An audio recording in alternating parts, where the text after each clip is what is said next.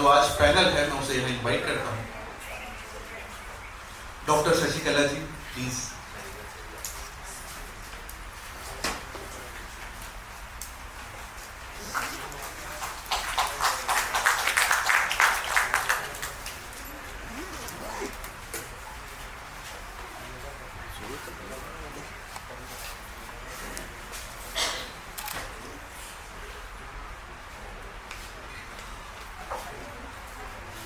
रजनी गुप्त जी,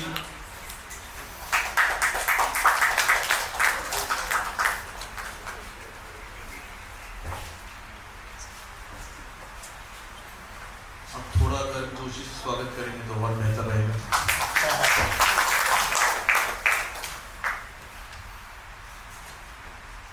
सुजाता जी please आप।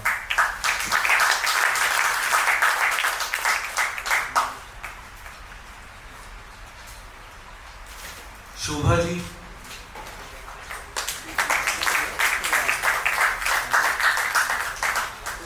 और सुशीला पुरी जी।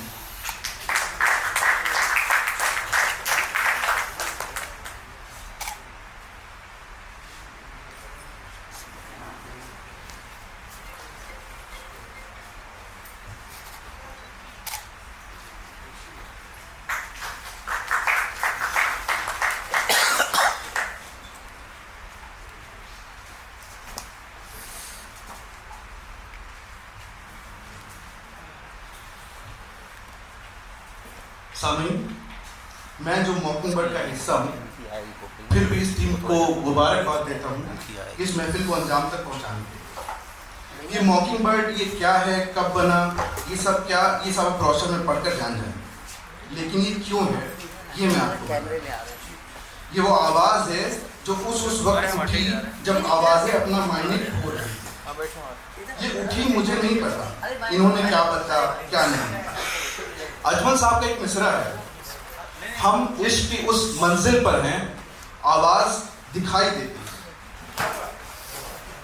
ये वो आवाज है जो उस वक्त उठी जब आवाजें अपना मायने खो रही थी। ये उठी तब, हाँ, इस आवाज में एक उम्मीद थी, उम्मीद। हमें उसमें एक गुहार लगी, एक आह सुनाई पड़ी।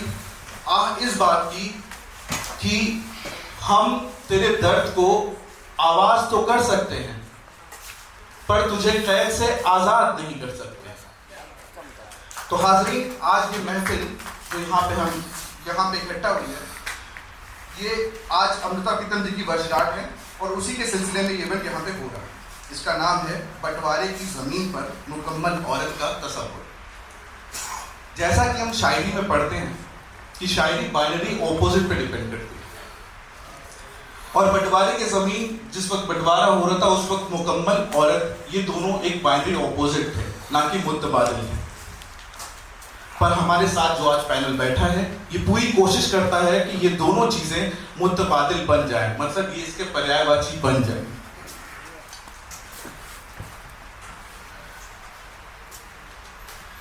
अमृता जी मेरे जीवन में एक खत की किताब से आई जो किसी ने मुझे दी। फिर वो जिस तरह से मेरे अंदर खुली कि दिल की और दुनिया की तमाम बनी दीवारें कहती हैं। वो कहती हैं कि वो अपनी जिंदगी को दो हिस्सों में तकसीम कर सकती हैं। उसका एक हिस्सा उनकी जागती हुई आंखों में सपनों से भरा हुआ है और दूसरा सोती हुई आंखों के सपनों से। वो घर की किताबों में चुपचाप पड़ी हुई एक किताब है जिसके वरक़ खाली हैं, जो उन्होंने तमाम उम्र उसे भरते हुए बिता दिए। और आज ये पैनल उन्हीं की तर्जुमानी और बयानी करेगा।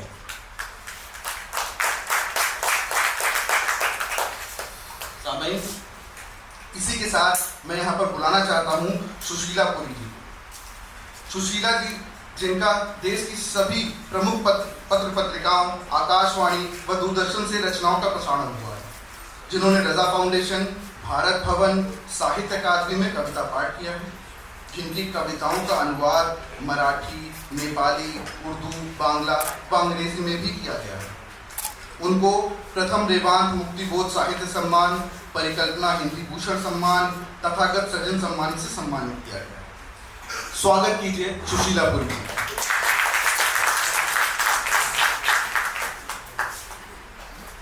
बहुत शुक्रिया सुने। गला थोड़ा खराब है तो आप लोग माफ़ करिएगा कहीं आवाज़ अटके। आप सभी को सादर प्रणाम।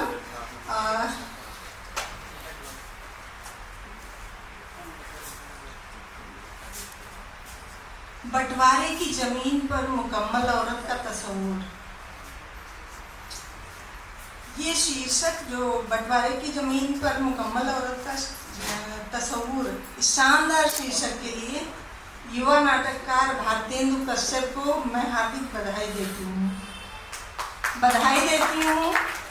द मॉकिंग बर्ड को कि इन्होंने इतनी महत्वपूर्ण लेखिका को केंद्र में रखते हुए ये चर्चा आयोजित कराई। इस विषय को 2 खंडों में भी बांट सकते हैं, जैसे बंटवारे की जमीन और मुकम्मल औरत का तस्वूर। और आज जो बातचीत के बाद नाटक है उसके लिए भी मैं बहुत सारी शुभकामनाएं देती हूँ गुंजन जी को।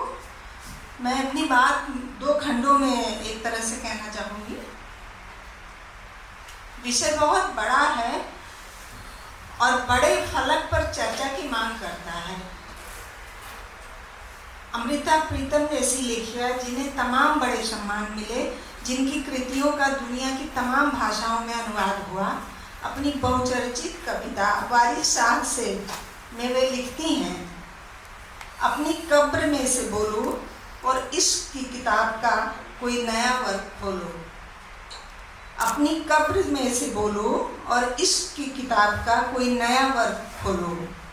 पंजाब की एक बेटी रोई थी, तूने एक लंबी दास्तान लिखी, आज लाखों बेटियां रो रही हैं। ऐ दर्दमंदों के दोस्त, पंजाब की हालत देखो, चौपाल लाशों से अटा पड़ा, चनाब लहू से भर गया। किसी ने 5 दरियाओं में एक जहर मिला दिया है और यह पानी धरती को सींचने लगा है। इस जरखेज धरती से जहर फूट निकला है। देखो सुर्खी कहाँ तक आ पहुँची और कहर कहाँ तक आ पहुँचा। बहुत लंबी सी कविता है। फिर जहरीली हवा वन जंगलों में चलने लगी, उसमें हर बांस की बांसुरी जैसे एक नाग बना दी गई। नागों ने लोगों के होठ दस लिए और डंक बढ़ते चले गए और देखते देखते पंजाब के सारे अंग काले और नीले पड़ गए।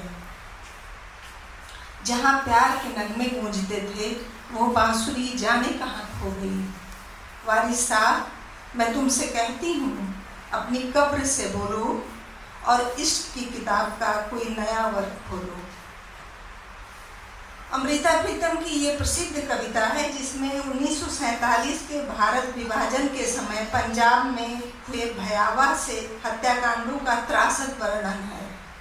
अमृता अपनी कविता में कवि वारिस शाह से अनुरोध करती हैं कि वे अपनी कब्र से उठें और पंजाब के गहरे दुख दर्द को इश्क के छंदों में अंकित करें।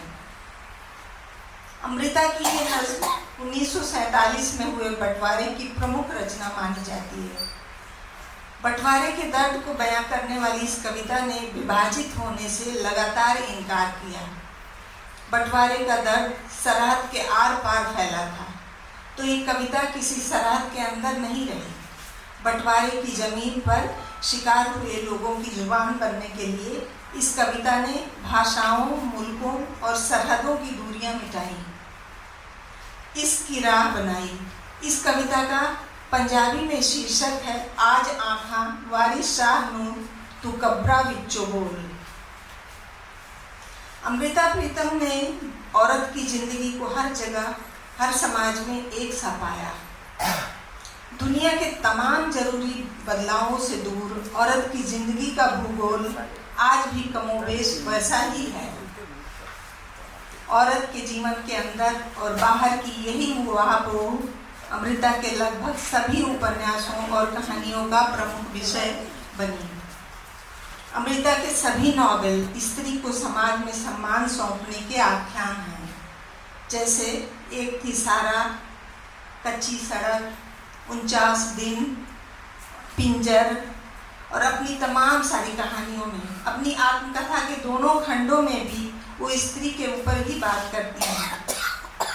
रसीदी टिकट में वो बिना किसी लाग लपेट या हिचक के अपनी अंतरात्मा की बात करती हैं, और उस वक्त जब समाज इतना खुला भी नहीं था, तब उन्होंने बेबाकी से अपनी मोहब्बत, अपने प्यार भरे संबंध को स्वीकार किया और उसे लिखा भी।